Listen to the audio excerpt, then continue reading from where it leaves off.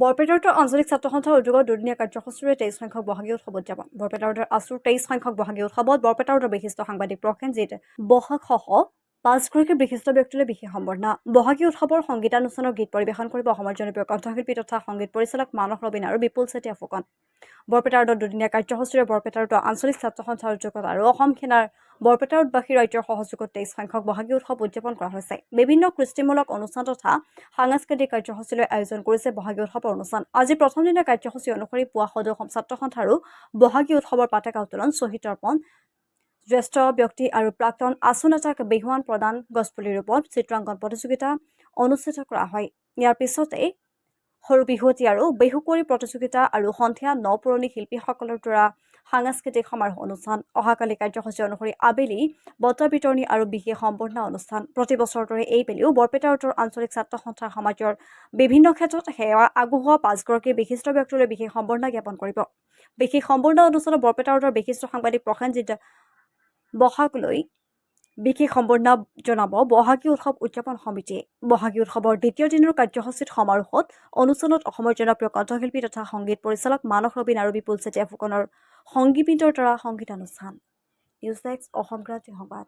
হয়, অসমৰ বাপতে এখন ৰঙালী বিহুটোক আমি সকলোৱে আদৰো আৰু আজি সেই উপলক্ষে আজি বৰপেটাৰ আঞ্চলিক ছাত্ৰ সন্থাৰ উদ্যোগত অসম সেনা আৰু বৃহত্তৰ বৰপেটাৰবাসী ৰাইজৰ সহযোগত আমি 23 বাৰ্ষিক আজি বহাগী উৎসৱ উদযাপনৰ যজা কৰিছিলোঁ। আৰু আজি ইতিমধ্যে আমাৰ প্ৰথম দিনীয়া কাৰ্যসূচী সদৌ অসম ছাত্ৰ সন্থাৰ পতাকা উত্তোলন, বহাগী উৎসৱৰ পতাকা উত্তোলন কাৰ্যসূচী ইতিমধ্যে আমাৰ সমাপ্ত পৰে।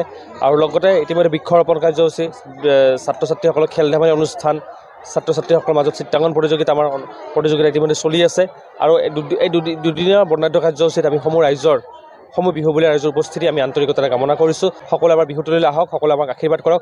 ছাত্ৰ সন্থা আয়োজন কৰা বৃহত্তৰ বৰপেটাৰবাসী ৰাইজে আয়োজন কৰা বিহুতলীলৈকে আপোনালোক বৰপেটা মিনি ষ্টেডিয়ামলৈকে সকলোৱে আহক।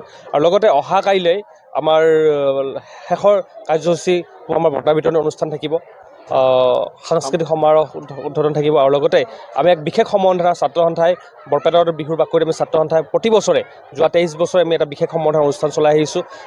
বিশিষ্ট ব্যক্তি 5গৰাকী বিশিষ্ট ব্যক্তিক আমি ছাত্ৰ সন্থাৰ ফালৰ পৰা বিহুৰ বাকৰিত আমি সম্বৰ্ধনা জনাই আহিছোঁ। বিশিষ্ট শিক্ষাবিদ, বিশিষ্ট সাংবাদিক, বিশিষ্ট ডক্তৰ, কৃষিৰ লগত জড়িত বিশিষ্ট ব্যক্তিসকল, সামাজিক ক্ষেত্ৰত যিসকল কৰ্ম কৰি আহিছে সেইসকল আমি ছাত্ৰ সন্থাৰ বিহুৰ বাকৰিত আমি বিশেষভাৱে সম্বৰ্ধনা জনাই আহিছোঁ।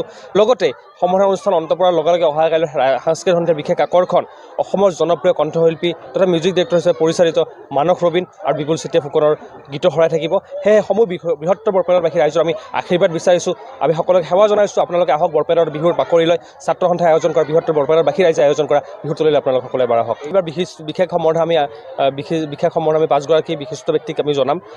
বিশিষ্ট সাংবাদিক হিচাপে প্ৰসেনজিৎ বসাক, বিশিষ্ট ডক্তৰ হিচাপে ডক্টৰ সঞ্জীৱ চৰকাৰ, বিশিষ্ট মহিলাৰ ক্ষেত্ৰত বহুত ক্ষেত্ৰত আগবাঢ়ি যোৱা, সাংস্কৃতিকভাৱে আগবাঢ়ি যোৱা মালতী দাস বাইদেউদেৱক জনাম। আমি সম্বৰ্ধনা জনাম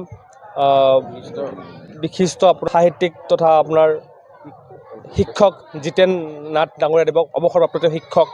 আৰু আমি সম্বৰ্ধনা জনাম ছাত্ৰ ছাত্ৰীসকলৰ মাজত যি APSC হওক, ADRE হওক, কোচিঙৰ ক্ষেত্ৰত যি ছাত্ৰ ছাত্ৰীসকলৰ মাজত বহুলভাৱে প্ৰসাৰ কৰিছে, তেওঁলোকে ক্লাছৰ ক্ষেত্ৰত আমাৰ বৰপেটাৰ ছাত্ৰ সন্থাৰ প্ৰাক্তন শিক্ষা সম্পাদক তথা বৰপেটাৰ দৰে যুৱ প্ৰজন্মৰ ভিতৰত এজন ডেকা ল'ৰা মৃদুল য়গক আমি সম্বৰ্ধনা জনাম বৰপেটা